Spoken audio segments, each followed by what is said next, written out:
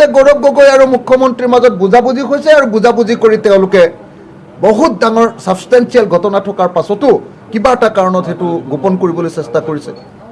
গতিকে কালিৰ দিনটোততো আমি ভাবি আছিলোঁ যে গৌৰৱ গগৈ হয় জেললৈ যাব কালিৰ দিনটোত, নহ'লে অসমৰ মুখ্যমন্ত্ৰীয়ে মুখ্যমন্ত্ৰীৰ পদ ত্যাগ কৰিব।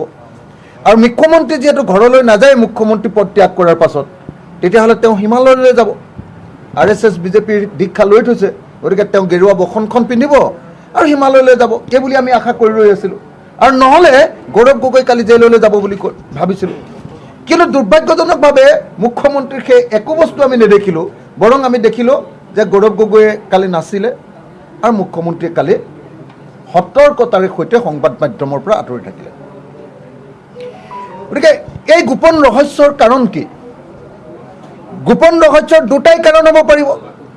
এটা হ'ল হয় অসমৰ মুখ্যমন্ত্ৰীয়ে কোৱা অনুসৰি গৌৰৱ গগৈয়ে আচলতে পাকিস্তানৰ লগত অবৈধ সম্পৰ্ক ৰচনা কৰা নাই, নহ'লে বা হ'ব লাগিব যে গৌৰৱ গগৈ আৰু মুখ্যমন্ত্ৰীৰ মাজত বুজাবুজি হৈছে আৰু বুজাবুজি কৰি তেওঁলোকে বহুত ডাঙৰ ছাবষ্টেঞ্চিয়েল ঘটনা থকাৰ পাছতো কিবা এটা কাৰণত সেইটো গোপন কৰিবলৈ চেষ্টা কৰিছে। মন্ত্ৰীসভাত যদি অকল দাখিল কৰে, কেবিনেটত যদি অকল দাখিল কৰে, অকলটো বিজেপিৰ মানুহকেইটাই দেখিবলৈ পাব। গতিকে বিধানসভাত দাখিল কৰক, সকলো বিৰোধীও দেখিবলৈ পাব।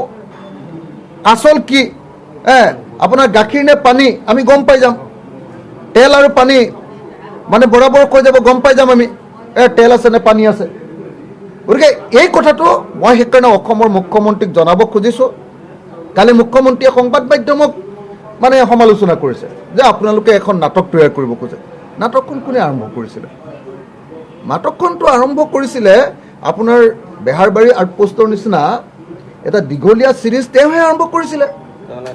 6 মাহৰ আগতে তেওঁ নিজে চিত্ৰনাট্য ৰচনা কৰিছিলে, 6 মাহৰ আগতে তেওঁ নিজে এক্টিং কৰিছিলে, 6 মাহৰ আগতে তেওঁ নিজে ডিৰেকশ্যন দিছিলে, 6 মাহৰ আগতে তেওঁ সকলো কথা কৈছিলে। আৰু তেওঁ নিজেই এটা সময় দি দিছিলে 6 মাহৰ পাছত যে 10 ছেপ্টেম্বৰৰ দিনৰ 11 বজাত।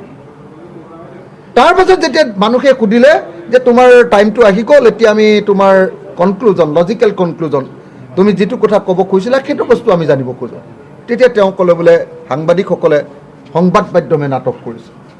তেনে নাটকটো হিমন্ত বিশ্ব শৰ্মা, অসমৰ ৰাজনীতিৰ আটাইতকৈ ডাঙৰ এক্টৰটো হিমন্ত বিশ্ব শৰ্মাই। গতিকে মই ভাবোঁ যে অসমৰ মুখ্যমন্ত্ৰীয়ে দুটা কথাৰ উত্তৰ অসমক জনাব লাগিব যে তেওঁ যিমান চিৰিয়াছ কথা এটা কৈছিলে যে গৌৰৱ গগৈ প্ৰধান বিৰোধী দলটোৰ সভাপতি, ৰাজ্যিক সভাপতিজন আৰু লোকসভাৰ কংগ্ৰেছৰ ডেপুটি লিডাৰ গৌৰৱ গগৈ পাকিস্তানৰ এজেণ্ট, ISIৰ এজেণ্ট, এইটো এটা অত্যন্ত চিৰিয়াছ ঘটনা। ভাৰত আৰু অসমৰ সাৰ্বভৌমত্বৰ ওপৰত এইটো এটা সাৰ্বভৌমত্বক ক্ষতি কৰিব পৰা এটা ভয়ংকৰ ঘটনা। গতিকে এই ঘটনাটোৰ একদম আচল কথাটো, আচল একদম মেইন কথাটো তেওঁ আমাক কৈ দিব লাগে। একদম আচল কথাটো তেওঁৰ হাতত প্ৰতিবেদন আছে। এতিয়া প্ৰতিবেদনৰ কথা লুকুৱাই থবতো তেওঁ নোৱাৰে, প্ৰতিবেদনৰ কথা দেৰি কৰাটো প্ৰয়োজন নাই। তেওঁ কৈছিলে যে প্ৰতিবেদনখন পোৱাৰ লগে লগে মই কৈ দিম। এতিয়াতো প্ৰতিবেদন পালে, কালিয়ে পালে। হিমন্ত বিশ্ব শৰ্মা মানুহে কৈ থাকে যে বৰ সাংঘাতিক ধৰণৰ দক্ষ, বিৰাট কৰ্মদক্ষ, অনবৰতে এক্টিভ হৈ থাকে। প্ৰতিবেদনখন পঢ়িবলৈ কেইমিনিট লাগে? 20 মিনিট, আধা ঘণ্টাৰ পিছতে তেওঁ প্ৰেছ কনফাৰেঞ্চ কৰি কৈ দিব লাগিছিলে যে হয় গৌৰৱ গগৈ মানে পাকিস্তানৰ লগত সম্পৰ্ক থকাটো প্ৰমাণিত হৈছে। এতিয়া 24 ঘণ্টা পাৰ হ'ল, এতিয়ালৈকে কোৱা নাই। তাৰ অৰ্থটো কি? তাৰ অৰ্থটো হ'ল যে গৌৰৱ গগৈ আচলতে পাকিস্তানৰ লগত সম্পৰ্ক নাছিলে চাগে, আৰু যিহেতু নাছিলে সেইকাৰণে এতিয়া হিমন্ত বিশ্ব শৰ্মা পলাব খুজিছে।